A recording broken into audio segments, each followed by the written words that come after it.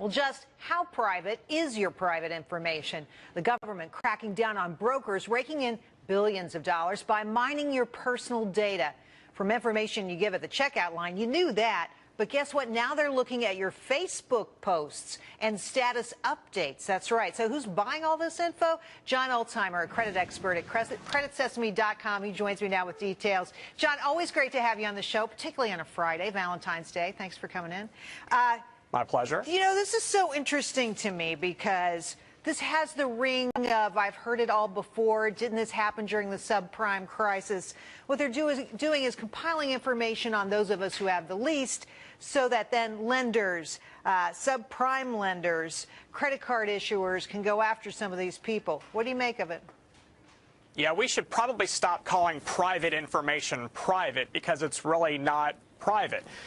It's actually very valuable. It's for sale. It's completely available, and it's being aggregated by companies and then sold to lenders that want to make offers that are tailor-made for consumers who have either financial problems, for example, those with tax liens, judgments against them, or even bankruptcies, and offer products and services that would resonate to someone who's in that kind of financial stress. Well, John, we always knew that, right? I mean, there's a certain amount of it makes sense to look at those sources, Yep. Go to the county courthouse, find out That's who right. owes Uncle Sam money on their taxes. And so those are the kind of folks who don't get loans. But now it's way beyond that, way down the road. Looking at my Facebook posts, looking at my social media profile to figure out if I'm somebody to lend to. Look, my friends can't understand my Facebook posts. How is somebody who works for one of these companies supposed to do that?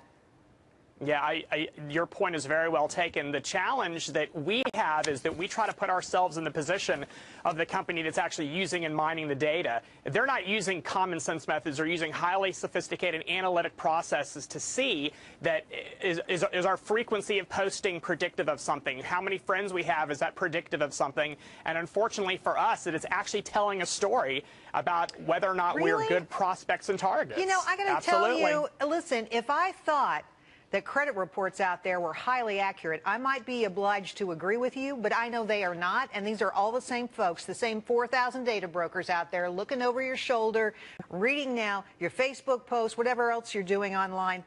Let me tell folks what they're putting together. Listen to some of these lists that are now being sold to lenders. Underbanked prime prospects. This is information broken down by race. Ka-ching, let it ride, compulsive online gamblers. And listen to this. This sort of sticks in my craw. Speedy De Niro. This is a list of Hispanics who are in need of fast cash, receptive to subprime offers. So I said earlier, you know, it's interesting because this sounds like the mortgage meltdown all over again, finding people who really can't afford the loans and then marketing those loans right to them. Is that what's happening?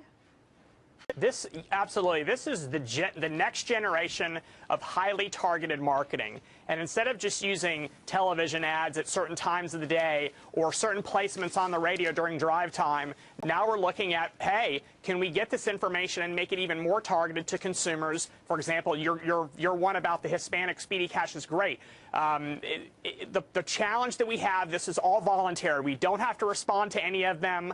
Taking out a loan is completely up to us. We are not forced into doing it. So please make sure you're doing your due diligence when you're getting these offers that are speaking to you because they're finding you for a reason. Mr. Banker, if you're going to offer somebody a loan, you should know whether they can repay or not. And that's the problem I have with this kind of marketing, because what they're essentially doing is marketing to people who can't afford their products. And that's what's so disturbing. Clearly, individuals have responsibility on their own, as you just said, and I do agree with that.